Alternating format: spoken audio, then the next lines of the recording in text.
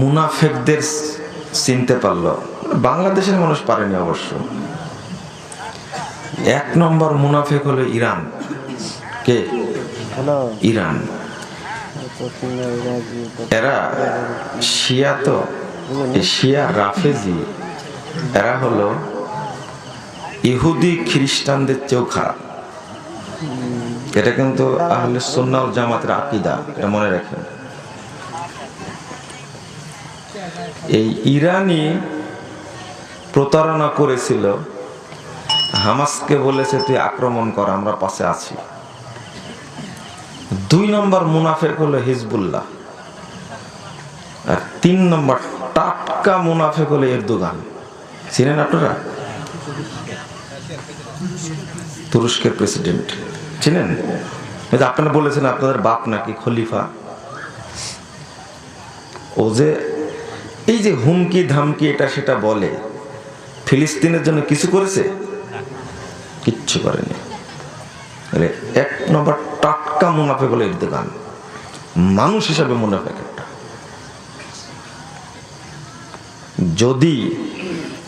এরা যদি বন্ধুই হবে তাহলে যে প্রতিদিন মারছে, এই ফাঁস ফোঁস কিছু আছে? ইরানের প্রেসিডেন্ট এই মিথ্যুকটা বলছে যে ট্রাম্প যদি আক্রমণ করে ইরানের উপরে, তাহলে আমেরিকাকে আমরা দেখে নেব, ছিঁড়বে। বুঝেননি কথা? এটা যুদ্ধ, তুমি লাগাই দিলে। শুধু তাই না, হামাসের প্রধানকে ইরানি হত্যা করেছে। ইসমাইল হানিয়াকে হত্যা করলো না? কোথায় মরলো? ইরানে মরেনি। কেন মরলো? হামাস প্রধান ইরানে মরলো কেন? আগে ইরানকে জবাব দিতে হবে, তোমার দেশে গেছে, মরলো কেন? গুপ্তচর দিয়ে মারাইছে তাকে। যতদিন, যেমন আপনারা একটা জিনিস জানেন, যতদিন ভারত সম্পর্কে আপনি পরিষ্কার ধারণা না রাখবেন, ততদিন বাংলাদেশ স্বাধীন হবে না। কথা যেমন এটা পরিষ্কার, তেমনি যতদিন আপনি এই শিয়া মিথ্যুক মুনাফিকদেরকে না চিনবেন, ততদিন ফিলিস্তিন স্বাধীন হবে না, ততদিন স্বাধীন হবে না, এটা মনে রাখবেন। দোয়া করে কে দে, চোখ ভিজায়া, দাড়ি ভিজায়া, কাপড় ভিজায় ফেলছেন,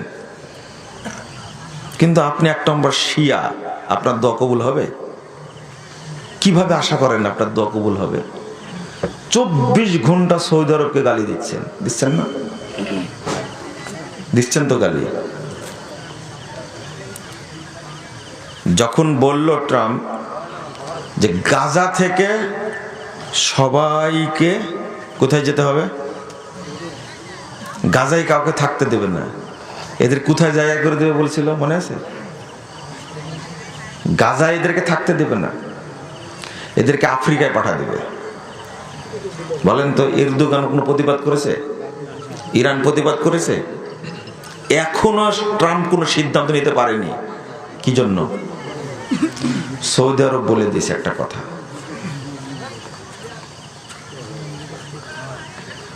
আমরা হামাসকে বুঝতেও ভুল করেছি। কাকে? হামাস কারা? চিনেন তাদেরকে? সেদিন মিছিল করেছে না হামাস, গাজার লোক। হামাস তুমি কি? চলে যাও, যুদ্ধ বন্ধ করো। এতগুলো মানুষ মাঠে নামলো কেন? আজ থেকে 10 বছর 12 বছর আগে বক্তব্য বলেছি আমি, এদেরকে চিনেন না। আমরা চিনি না, আমরা সব শিয়াদের পক্ষে, তাই না? এরা কত খারাপ শিয়ারা। যখন সিরিয়ায় বিজয় আসবে, তখন হিজবুল্লাহ আর ইসরায়েল, ইরান সব এক হয়ে কোথায় গেছে? এই সিরিয়া ঠেকানোর জন্য, সিরিয়ার সালাফিদের বিরুদ্ধে তারা অবস্থান নেওয়ার জন্য যুদ্ধ বন্ধ করে দিয়েছে। কত বড় মুনাফিক চিন্তা করছেন আপনি, ভাবা যায়। এরপরেও আল্লাহ রাব্বুল আলামিন সিরিয়াকে বিজয় দান করেছেন, বলুন আলহামদুলিল্লাহ। ফিলিস্তিনেরও বিজয় আসবে ইনশাআল্লাহ। ওই দিন, যেদিন শত্রু এবং মিত্র প্রকাশ পাবে, এরা অরিজিনাল শত্রু, এরা অরিজিনাল মুনাফিক, যেদিন প্রকাশ পাবে সেই দিন ফিলিস্তিন স্বাধীন হবে ইনশাআল্লাহ। 53 বছর পরে স্বাধীন হয়েছে সিরিয়া। কত বছর পরে? আর আপনাদের বাংলাদেশ কত বছর পরে হলো? কয় বছর পরে? প্রায় 18 বছর, প্রায় 18 বছর। আপনারা বলছিলেন ফখরুদ্দিনের নির্বাচনটা ছিল ফ্রেশ, তাই না?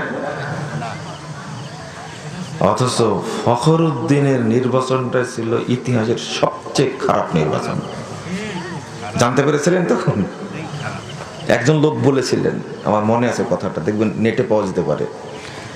MK আনোয়ার নামে একজন লোক ছিলেন, তিনি বলেছিলেন কথাটা, যেটা মূলা ঝোলানোর অ্যাকশন করে দিল।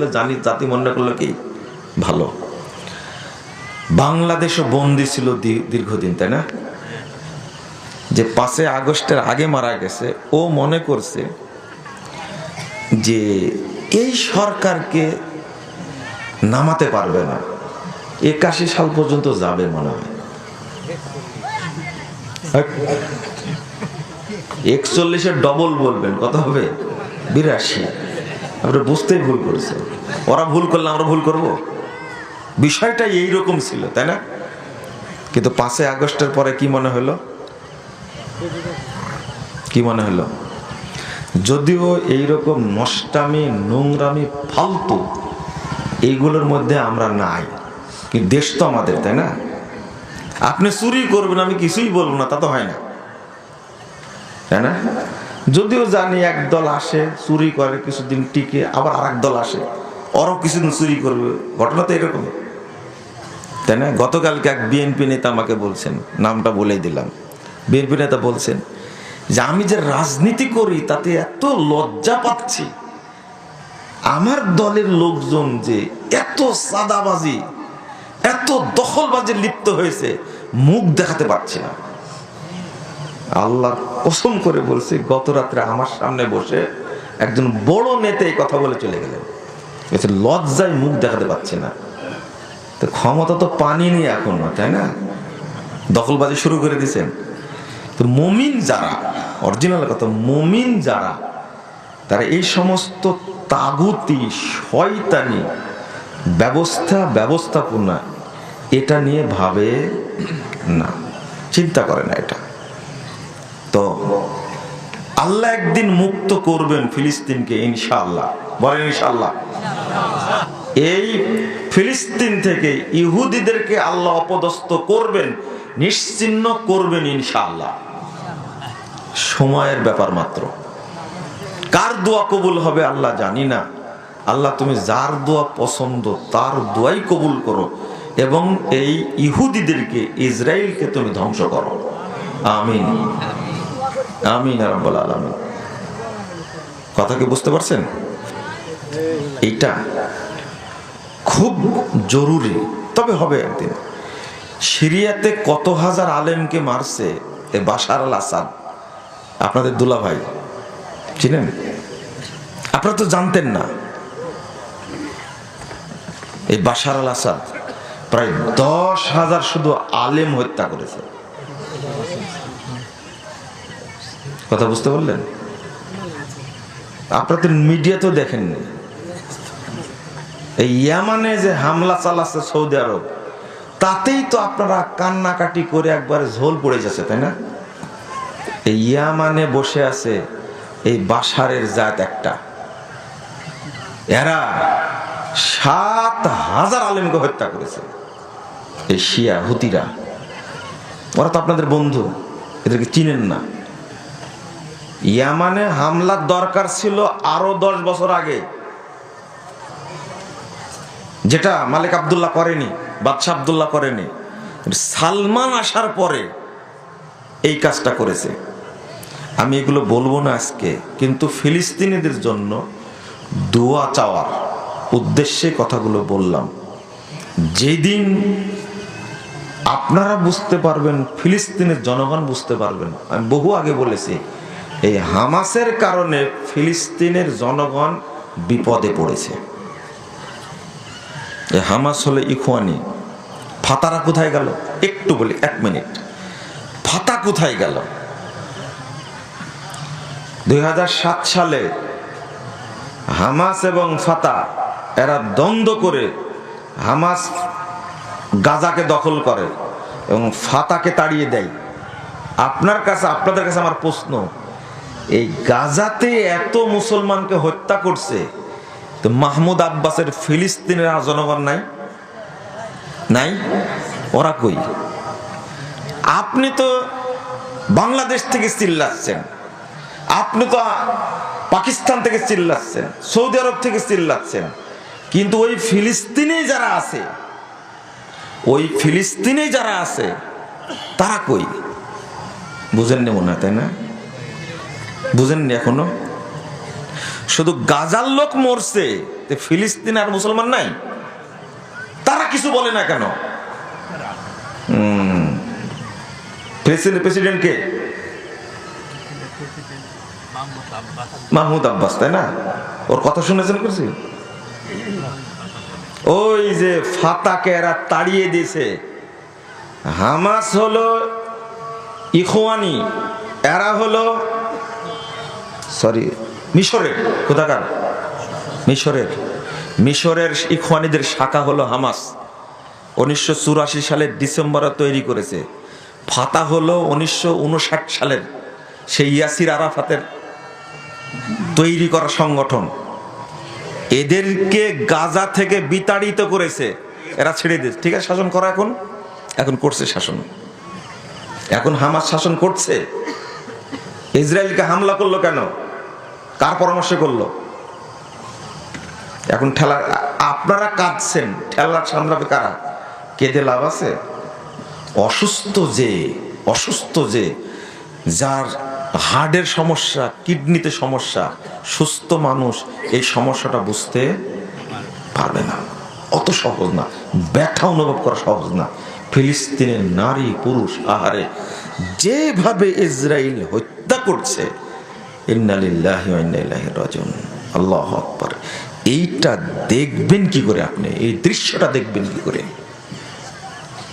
মুসলিম বিশ্বের মুনাফিক মোড়লগুলো চুপচাপ আছে, মুখে কুলু পেটে, কেউ কোনো কথা বলছে না।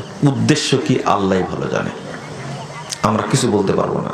আল্লাহর কাছে শুধু চাই, আল্লাহ মুসলিমদের রক্ত যেন আর না ঝরে, তুমি নিরাপত্তা দান করো। বলেন আমিন।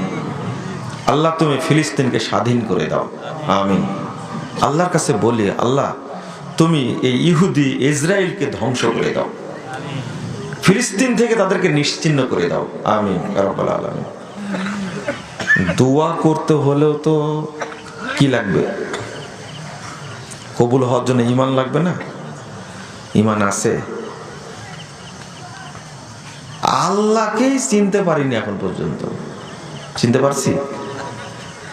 বাংলাদেশের মানুষকে জিজ্ঞেস করবেন আইন আল্লাহ, এর অর্থ কি? আল্লাহ কোথায়? বাংলাদেশের যত মসজিদ আছে, আহলে হাদিস মসজিদ বাদ দিয়ে যত মসজিদ আছে, ইমামকে ধরলাম, সাধারণ মানুষ না, ইমামকে যদি জিজ্ঞেস করেন আইন আল্লাহ, আল্লাহ কোথায়, এই উত্তর দিতে পারবে? দিতে পারবে?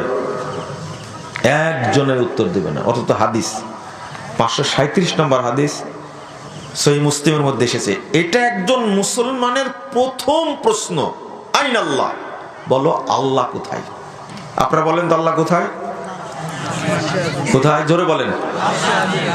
আরশে আজিম। মাশাআল্লাহ, খুব সুন্দর জবাব দিয়েছেন। আল্লাহু ফিস সামা, আল্লাহ কোথায়? আসমানে। কত সুন্দর উত্তর। রাসূল সাল্লাল্লাহু আলাইহি ওয়াসাল্লাম জিজ্ঞেস করলেন দ্বিতীয় প্রশ্ন, মান আনা, আমি কে? বলো তো আমি কে? তখন আনতা রাসূলুল্লাহ, আপনি আল্লাহর রাসূল। আলহামদুলিল্লাহ। শুধু এই দুইটা প্রশ্নের কারণে একজন বাচ্চার, ছাগলের রাখালকে, একজন দাসীকে আল্লাহ রাসূল বললেন, তার মালিককে বললেন, আতিকহা ফাইন্নাহা মুমিনা, এই তুমি তাকে আজাদ করে দাও, এ একজন মুমিন মহিলা। বলুন আলহামদুলিল্লাহ। কয়টা প্রশ্ন জিজ্ঞেস করেন? তোর বাপের নাম কি জিজ্ঞেস করেছিলেন? কোন দেশে বাড়ি জিজ্ঞেস করেছিলেন? তোমার বাপ কি করে? কিচ্ছু না। দুইটা প্রশ্ন, আইন আল্লাহ, আল্লাহ কোথায়? আকীদার প্রশ্ন। অথচ বাংলাদেশে যারা হাদিস পড়াচ্ছে যুগের পর যুগ, কেউ কেউ বলছে 96 বছর যাবত বুখারী পড়াচ্ছে।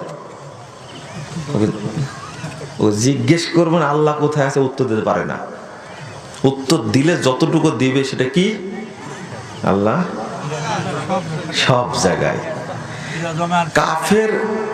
কাফের মুশরিকরা তো এই জবাব কোনোদিন দেয়নি, এই আকীদা ছিল না। যারা বলে আল্লাহ সর্বত্র বিরাজমান, তারা মুসলিম না কাফের? তা আল্লাহকেই চিনেন না, দোয়া কার কাছে করছেন আপনি? বুঝেন না?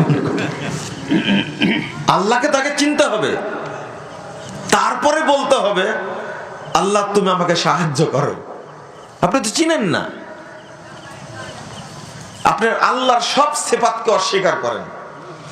এক রাম ছাগল বলছে কি জানেন? বলছে এরা বলছে আল্লাহ আরশে আছে। কোথায়? আল্লাহ কোথায় আছে? আরশে আছে। আমরা বলছি না, আল্লাহ নিজেই বলেছেন আর রহমান আলাল আরশি ইস্তাওয়া। আল্লাহ নিজে বলছেন সূরা তাহা 5 নম্বর আয়াত, আল্লাহ আরশে উঠেছেন। বলেন আলহামদুলিল্লাহ। আমরা সে আকীদা পোষণ করি। কিন্তু এই ব্যাকুব বলছে বিজ্ঞানের যে উৎকর্ষ অগ্রগতি, তাতে রকেট নিয়ে বিজ্ঞান যদি আরশ বরাবর চলে যায়, তাহলে তো বিজ্ঞানীরা আল্লাহকে গ্রেফতার করে ফেলবে। বুঝলেন না মনে হয় কথাটা, তাই না? কত বড় মুনাফিক, কত বড় কাফের বলেন তো দেখি। অথচ একজন মুফতি এই আকীদা পোষণ করছে। কারণ যারা বলে আল্লাহ আরশে আছেন, তাহলে তো আল্লাহকে গ্রেফতার করবে বিজ্ঞানীরা, তাই না? ধরে দুনিয়াতে নিয়ে চলে আসবে।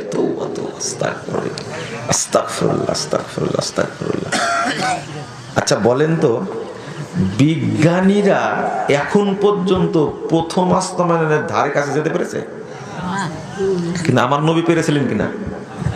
গেছেন?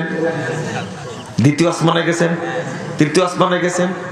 যেখানে ফেরেশতারাও যেতে পারেনি সেখানে গেছেন কিনা? এদের লজ্জা শরম আছে বলেন তো? নবী সাল্লাল্লাহু আলাইহি ওয়াসাল্লামকে যখন জিবরিল আমিন নিয়ে গেলেন, প্রথম আসমানের দরজায় যখন টোকা দিলেন, তখন দারোয়ান বলছে মানান্তা, কে আপনি? তাহলে অনুমতি ছাড়াই ঢোকা যাবে, তাই না? অত সহজ? জিবরিল আমিন তাকেই জিজ্ঞেস করতে, কে? জানা জিবরিল। জিবরিল, ওমাম্মা তোমার সাথে কে? বলছে মুহাম্মদ সাল্লাল্লাহু আলাইহি সাল্লাম। তাকে কি নিয়ে আসার জন্য বলা হয়েছে? হ্যাঁ। তখন দরজা খুলে দিয়েছে। এরা প্রথম আসমান। এই পর্যন্ত তো বিজ্ঞানীরা এখন পর্যন্ত যেতে পারেনি। আল্লাহ আছেন কোথায়? সপ্তম আসমানের উপরে। জাহেলে মুরাক্কাব, এত বড় প্রতিবন্ধী, বুদ্ধি প্রতিবন্ধীরা, বুঝেন না? প্রতিবন্ধী বুঝেন তো? মানুষের প্রতিবন্ধী ওরা, যারা এই ধরনের কথা বলে। দেখেন আল্লাহ আরশে আছেন, এই আকীদা ভুল প্রমাণ করার জন্য কত বড় মিথ্যা কথা বলেছে, খেয়াল করেছেন? বলেন তো, এই ইমাম যদি কিয়ামত পর্যন্ত দোয়া করে আল্লাহর কাছে, যাবে দোয়া? দোয়া যাবে? সব ইমামের যে একই অবস্থা।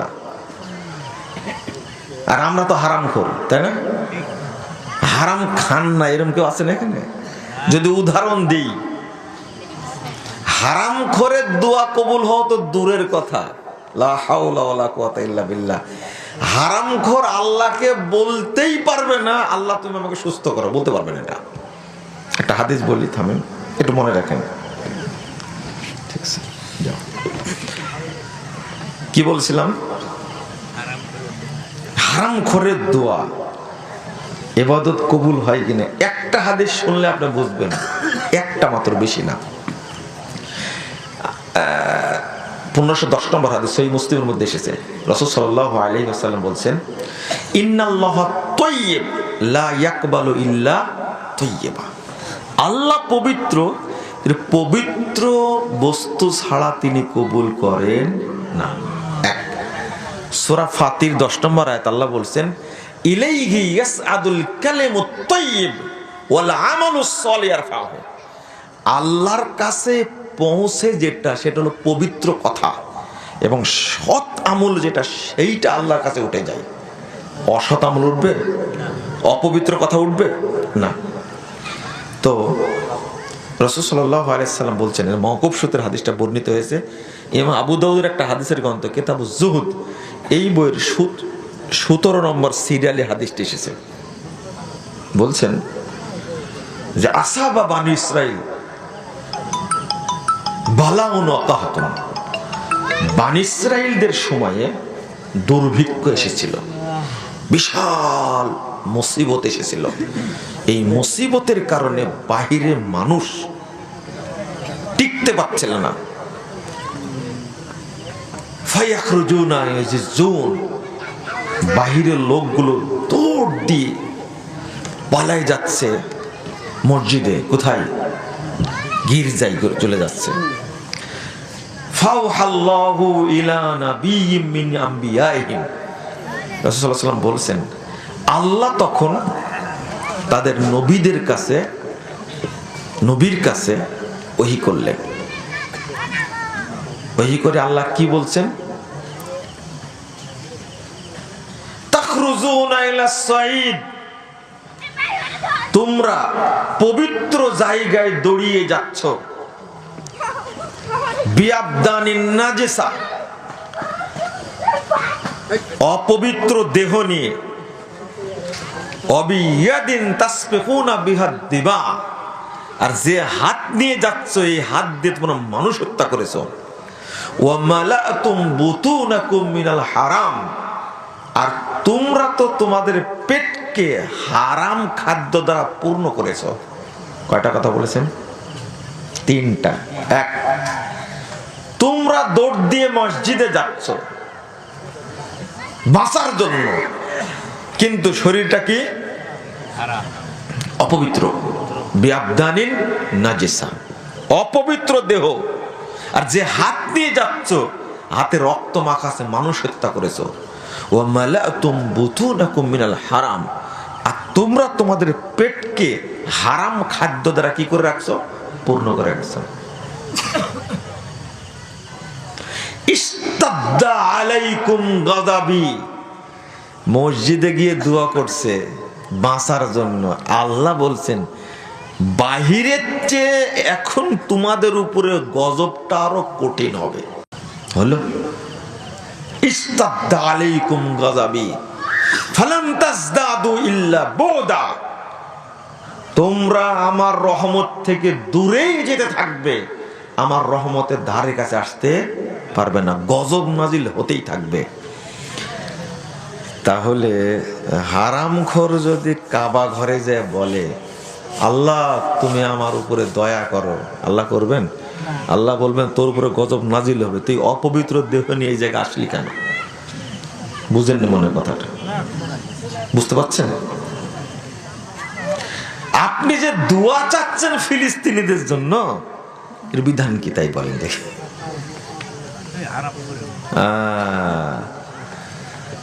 দোয়া পরে, আপনি আপনার এই অপবিত্র দেহ নিয়ে পেটের মধ্যে সুদ খাওয়া, ঘুষ খাওয়া, দুর্নীতি করা, আত্মসাৎ করা, প্রতারণা করা, টাকা খেয়ে পেটের ভুঁড়ি মোটা করেছেন।